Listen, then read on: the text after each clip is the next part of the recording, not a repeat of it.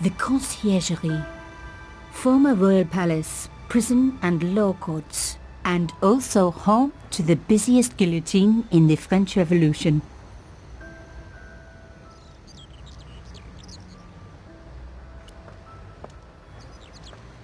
An old boyfriend of mine owned a barge once. Dampest relationship I ever had, in every way.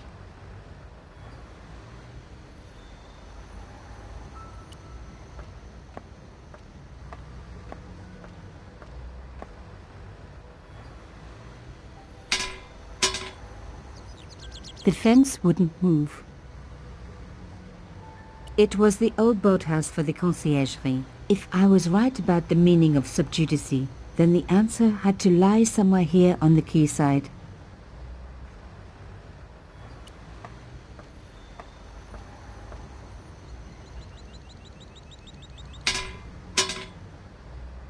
This fence wouldn't move either.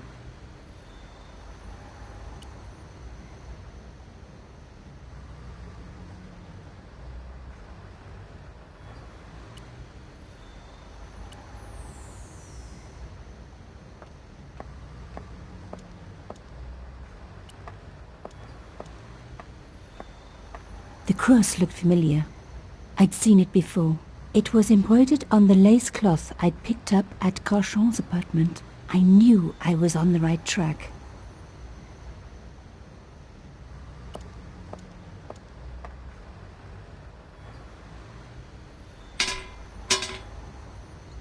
I tried pushing the fence, but it wouldn't move. A strange pair of locks stopped the latches from releasing the gate.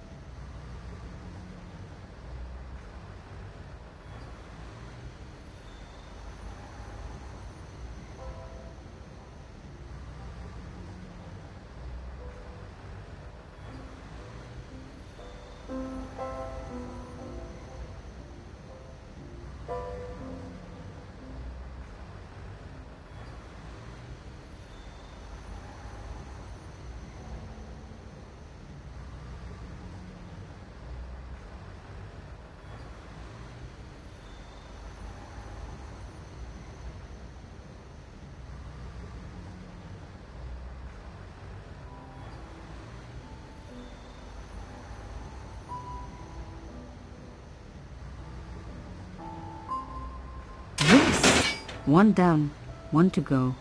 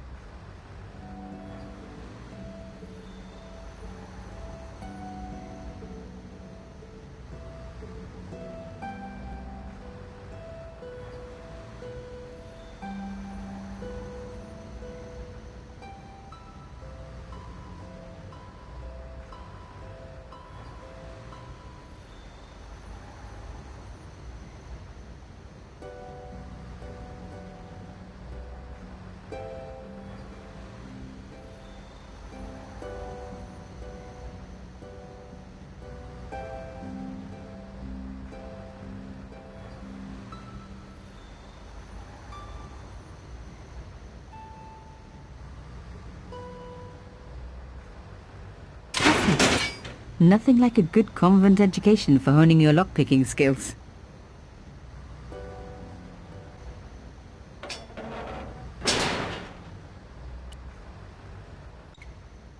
For a room full of junk, that was one very sophisticated lock system. This place was definitely fishy, in more ways than one.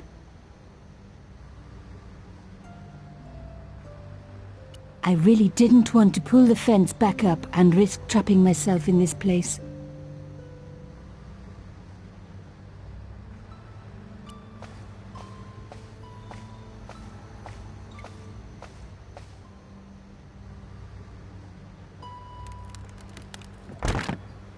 Oops.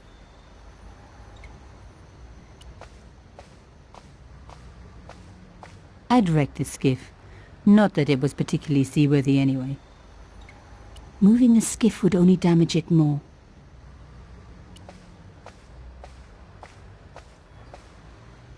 It was an old shell case, probably from the 50s. I knew what I was talking about. I grew up watching war movies. An old shell case. I wondered what that was doing there.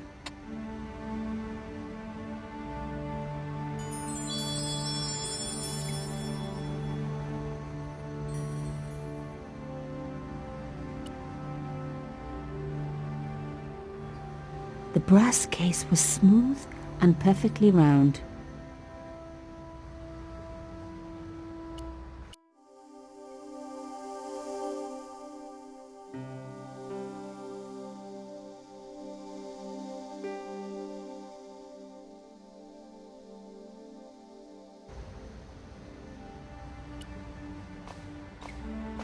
The words sinister and Dexter were carved on either side. Now any good convent girl like me knows the old Roman for left, right.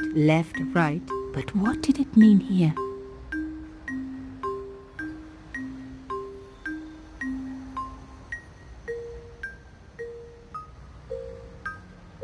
The hole was too small even for my little hand. Nothing happened. Nothing happened. Nothing happened. Nothing happened. Nothing happened.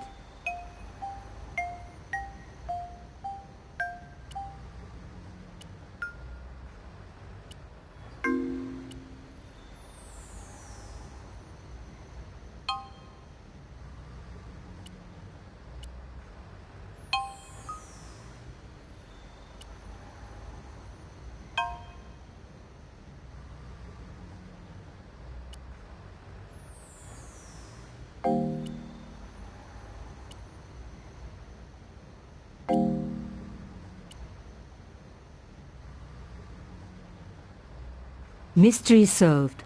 Carchon's stone cylinder slotted into the hole with a satisfying click.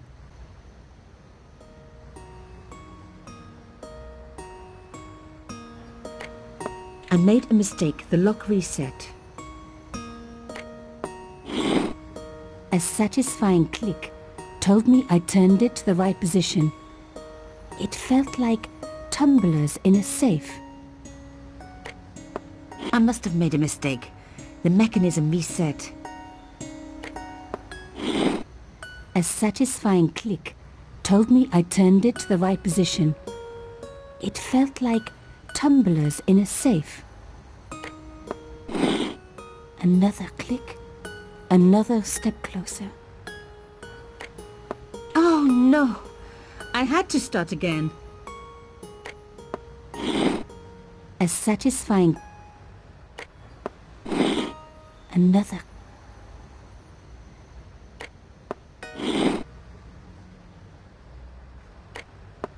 Oh no! A satisfying... Another... Oh no! I had to start again. A sat... Another...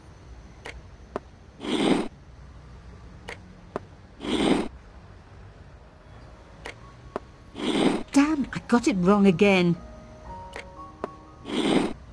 A sat... Another...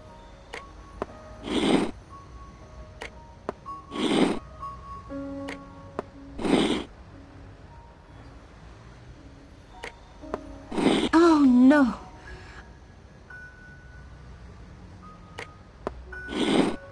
A satisfying click told me I turned it to the right position.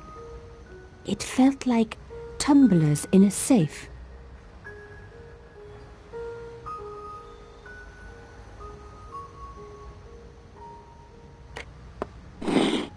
Another click, another step closer.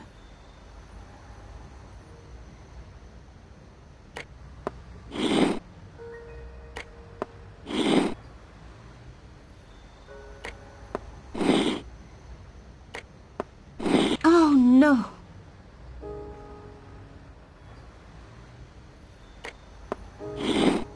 A sat... Another click.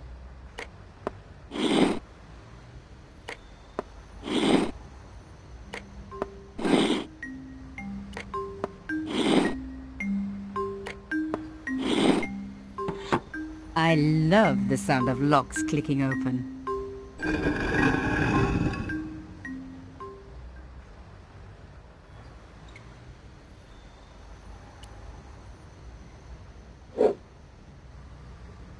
I removed the stone cylinder.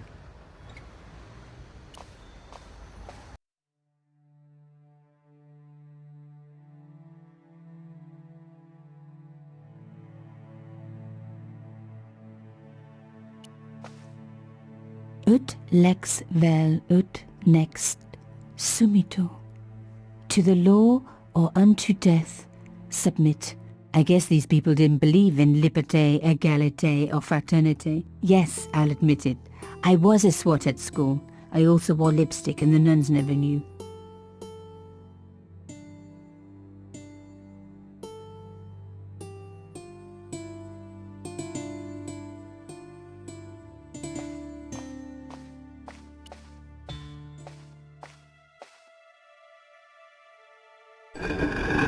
Oh my god! The slab came down with a hell of a force. With nothing to hold it up, the cross dropped back down again. The cross looked familiar. I'd seen it before.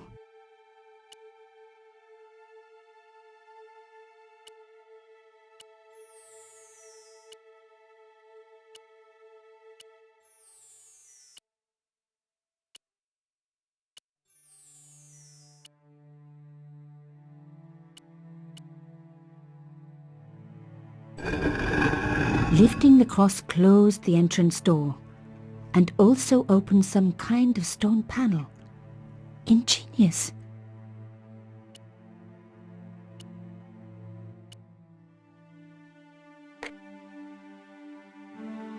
The stone cross was propped up. Now I was getting somewhere.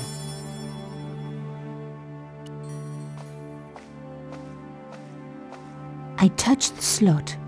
Nothing bad happened, which was good. I've always been attached to my fingers. This slot was designed for something specific. But what? I touched the slot, which was good. This slot was designed for something specific.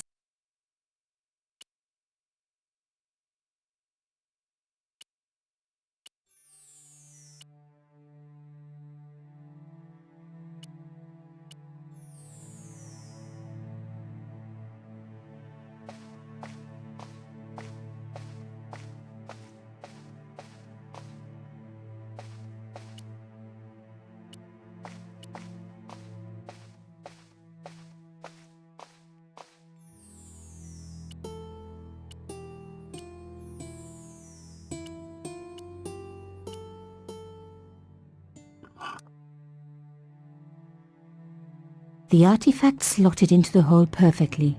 Behind, but whatever had been triggered had now jammed.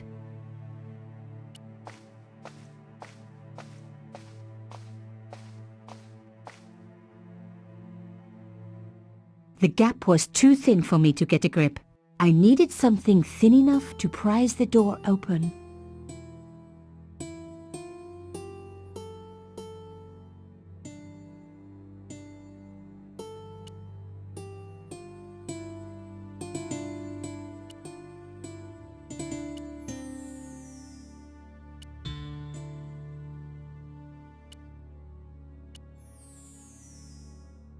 A hidden door. This was getting interesting. Shame the mechanism jammed. I was going to have to find a way to prise it open.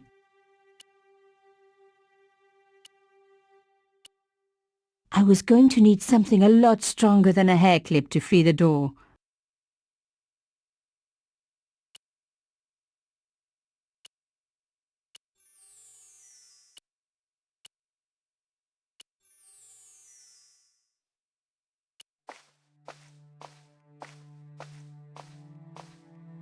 I removed the shell case.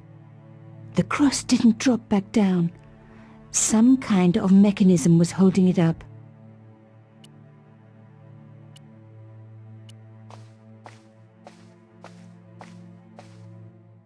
The gap was too narrow. I needed something flatter to work into it.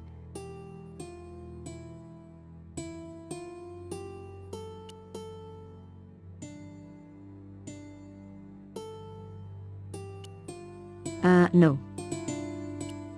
No. No. No. No. No. No.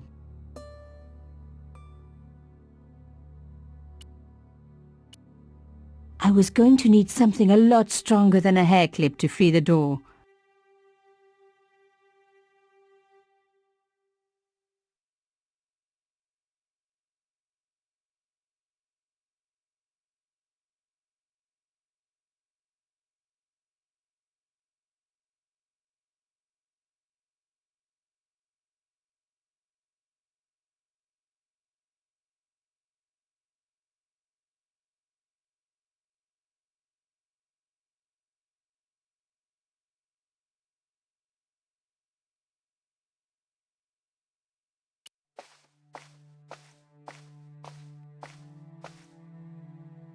The cross didn't drop back down. Some kind of mechanism was holding it up.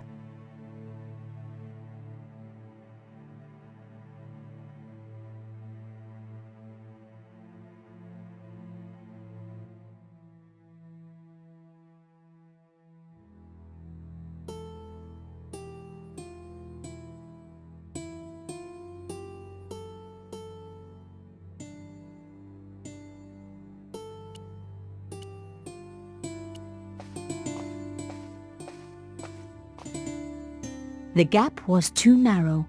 I needed something flatter to work into it.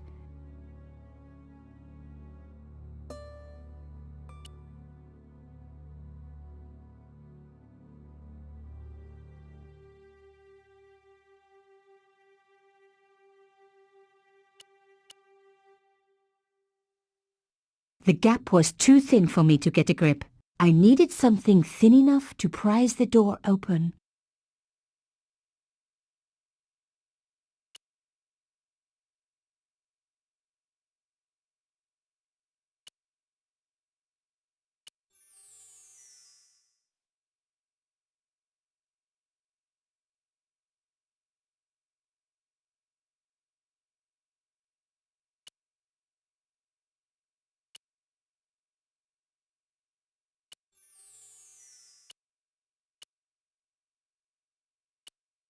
The gap was too narrow. I needed something flatter to work into it.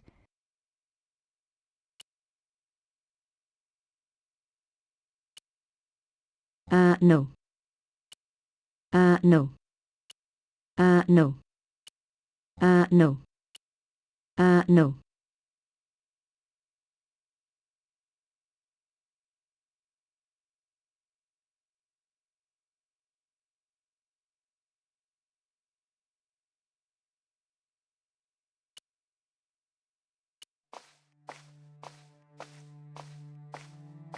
The cross didn't need to be propped up.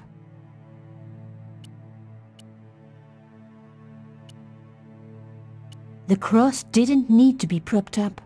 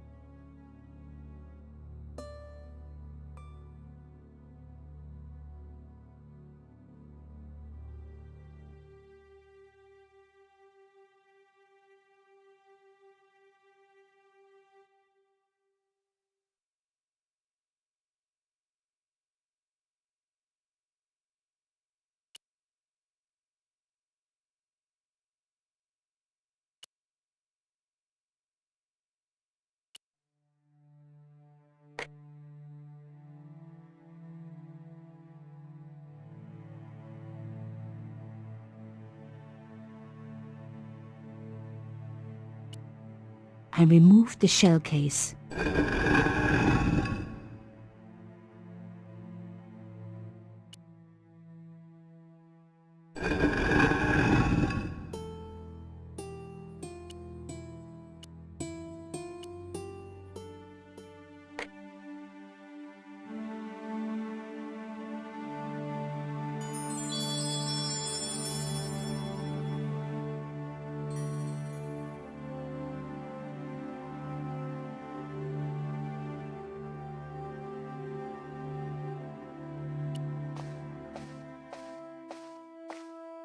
The slab was too heavy for me to lift.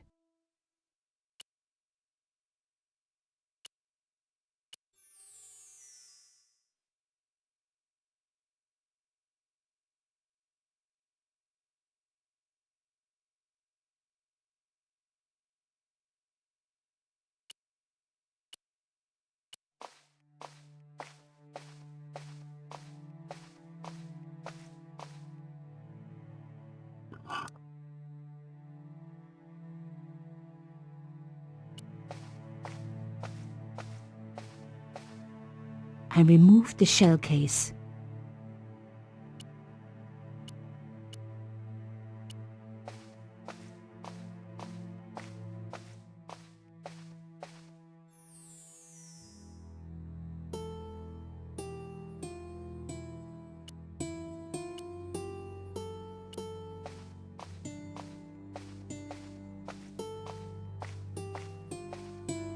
The gap was too narrow. I needed something flatter to work into it.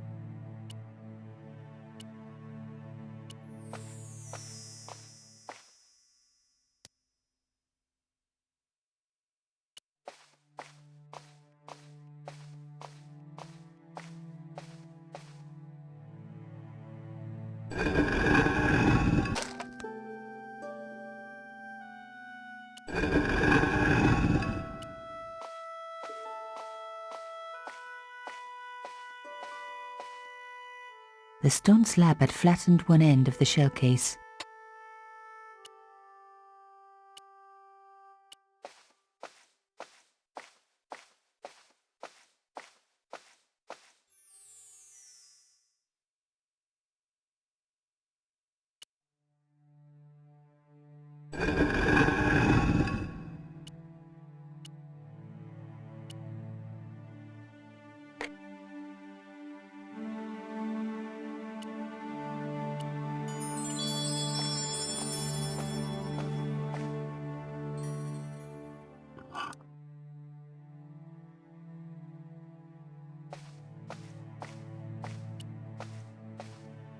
I removed the shell case.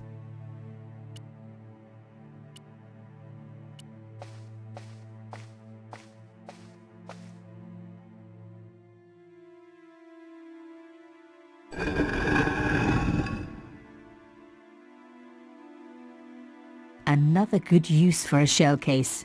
Another secret room. Somebody had something to hide.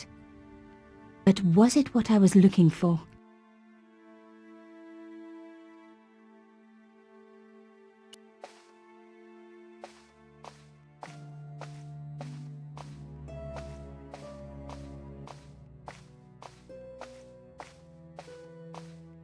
Wow! Through the darkness, I could see that this was a stateroom. But for what purpose? And how did it tie in with Carchon?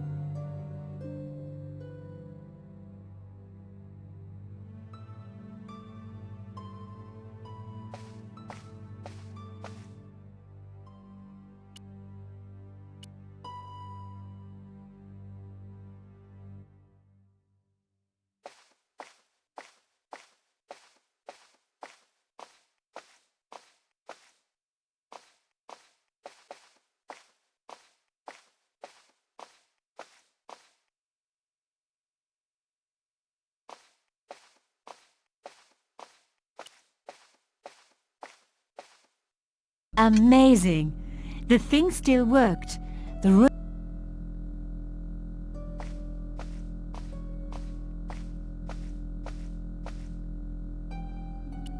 That wasn't going to help. That wasn't going to help. A door like that always has something important behind it. I had to find a way to unlock it.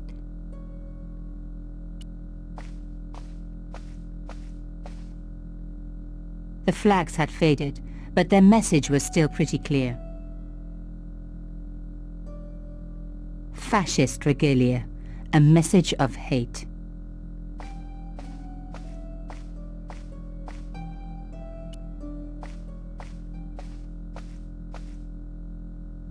The flags had faded. Fascist regalia.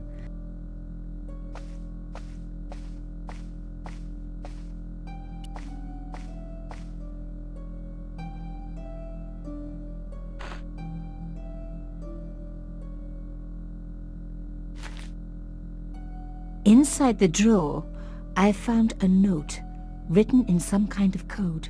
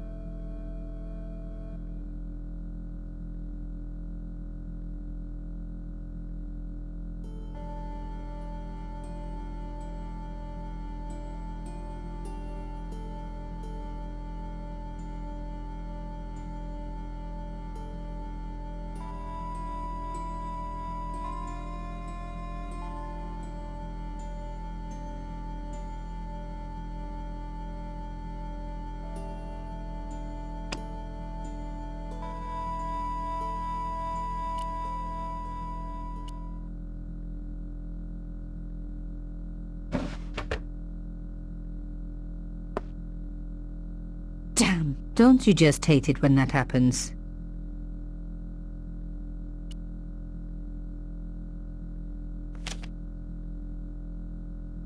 A photo, long lost, had fallen down the back of the drawer. It was very old, but there was no mistaking the guy in the foreground.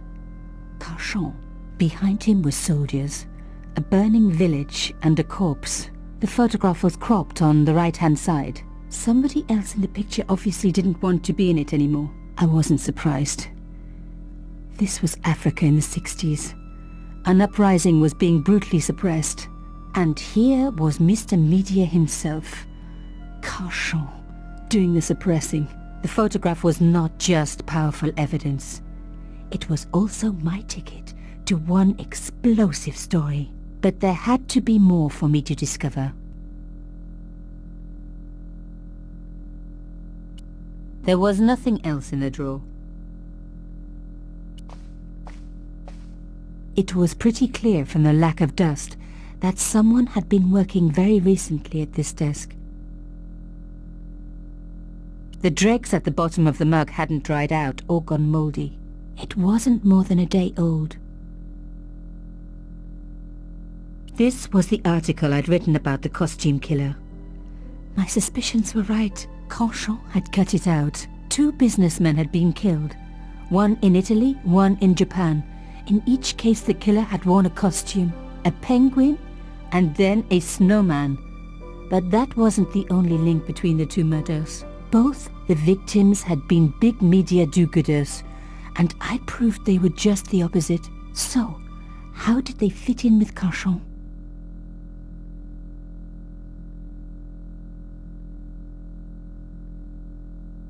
Oh my God! The sheet was a printout with my personal information. Everything from my favorite food to my waist size. They were right about chocolate. Come on guys, I'm a size 10.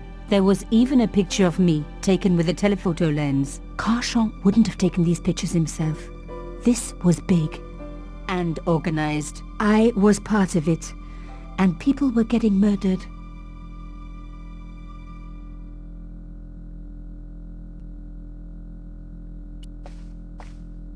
The drawer had come out easily enough, but wouldn't fit back into place.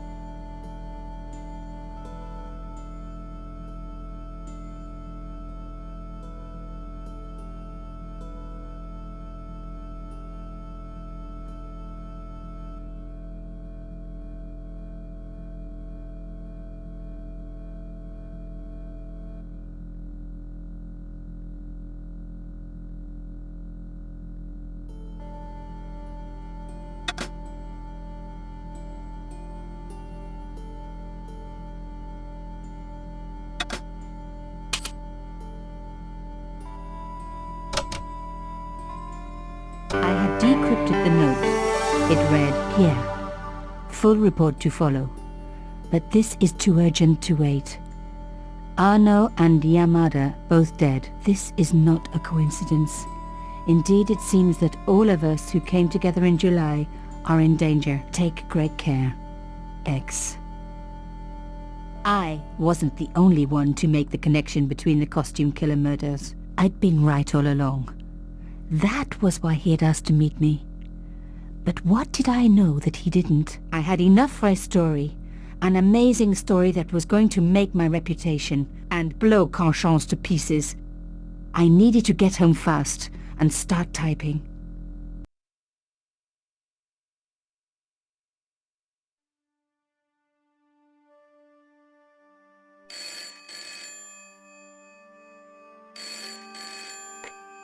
Bonsoir, Collard. Nico, it's Ronnie. Hey, Ronnie, you cracked open the champagne yet? Are you crazy? What's wrong? Wait a minute. You didn't print it, did you? Course I didn't print. That's the best piece I've written. The last, as far as I'm concerned. It's important. It's suicidal. You can't destroy a national hero. He deserved it. His corpse isn't even cold. Ronnie, 2 hours ago I told you what I'd found. You loved it. You begged me to write it up immediately. 2 hours is a long time in newspapers, Nico. Someone's got to you, haven't they? Listen up, Nicole, and listen good. Pierre Carchon had a lot of friends. Powerful friends. For your own sake. Forget what happened. You got it. End of conversation. Good night. This should have been my big break, but I knew there was nowhere else to sell this story. If Ronnie wouldn't print it, nobody would.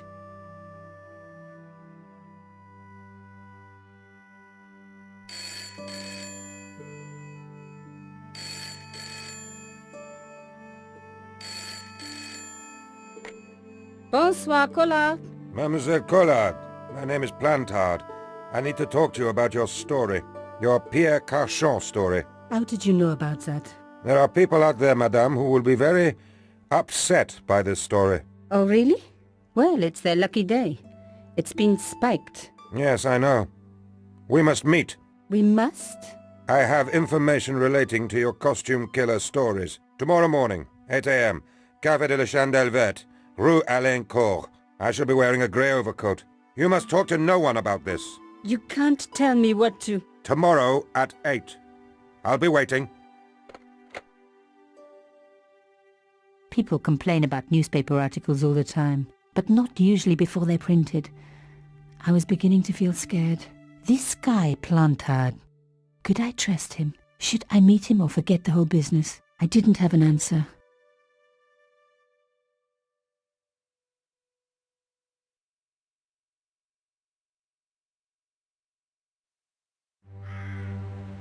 I'd only been in Paris for a week, but already I'd fallen in love with the city. My latest discovery was a little cafe, La Chandelle Verte. I was pretty sure the waitress was taking a shine to me. That old Stobart charm, I guess. Little did I know my reverie was about to be so rudely interrupted.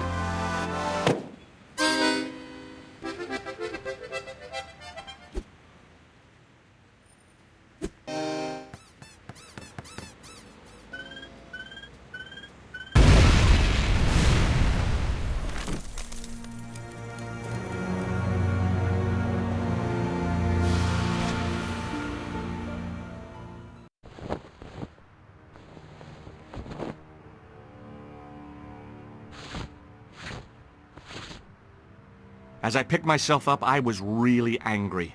1 minute I'm on vacation, the next minute some clown's blown me up. I knew right away what I was going to do. I was going to find that clown and bring him to justice. Because justice matters. Justice is up there with liberty, and equality, and, fraternity. After all, that's why I'd studied law, wasn't it? Well, that, and the money, of course.